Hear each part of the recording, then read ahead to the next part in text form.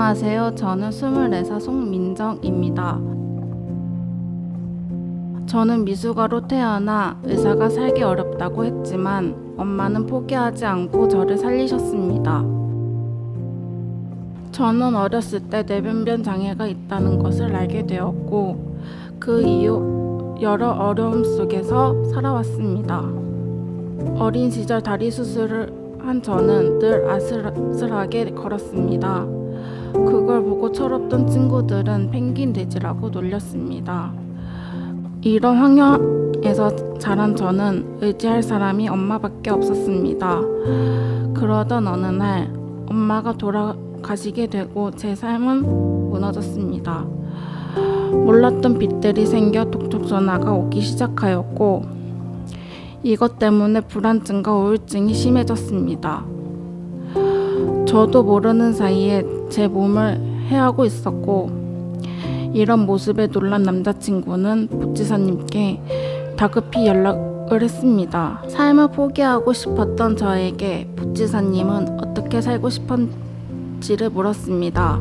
제가 원하는 삶은 편안하게 사는 삶이라고 대답했고 그럼 편안한 삶을 위해 무엇을 함께 해볼 것인지 이야기했습니다. 문제만 바라보던 저에게 살고 싶은 삶을 물어보니 제 생각도 바뀌기 시작했습니다.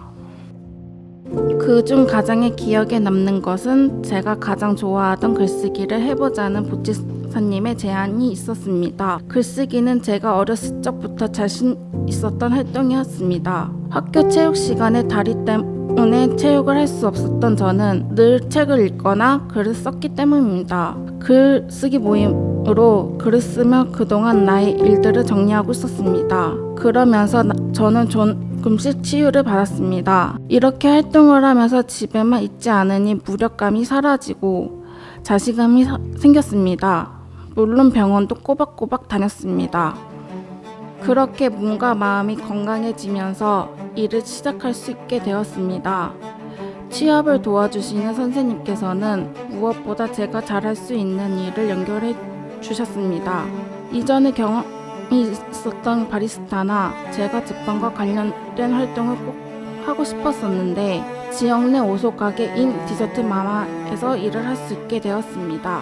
디저트 마마 사장님은 제가 일을 하는 동안 내가 이곳에 필요한 사람이구나 라는 생각이 들게 해주었습니다.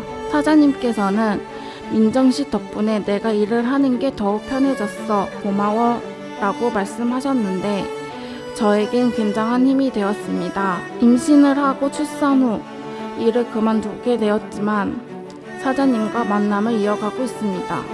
이렇게 제 삶에 조금씩 나아지는 것 같았습니다.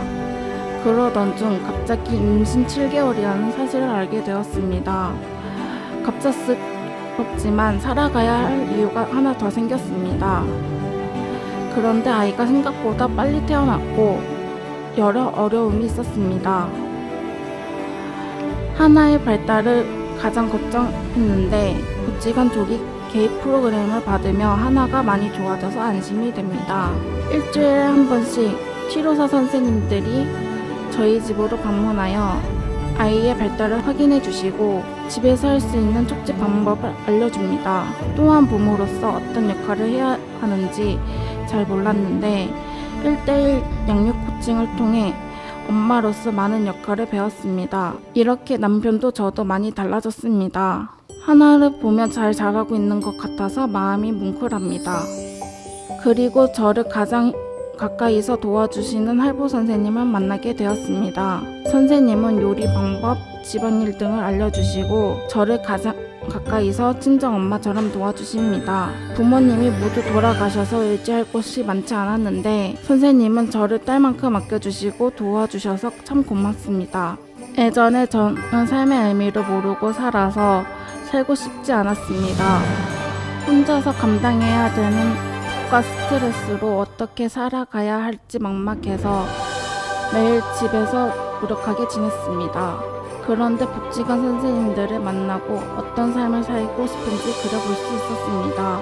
또한 해결되지 않는 문제에 스트레스에 받기보다 제 관점을 활용해서 지역에서 살아갈 수 있는 방법들을 알게 되었습니다. 그러면서 저는 제 삶의 주인이 되어 살아갈 수 있게 되었습니다. 지금은 온전히 제 삶을 살게 되어 잘 살아보자는 결심이 듭니다. 이렇게 의미 있는 제 삶을 위해 많은 지원을 해준 모든 사람들에게 감사의 인사를 전합니다. 저는 앞으로 좋은 아내로서, 좋은 엄마로서, 글을 쓰는 작가로서 기대되는 삶을 살게 될 것입니다. 지켜봐 주세요.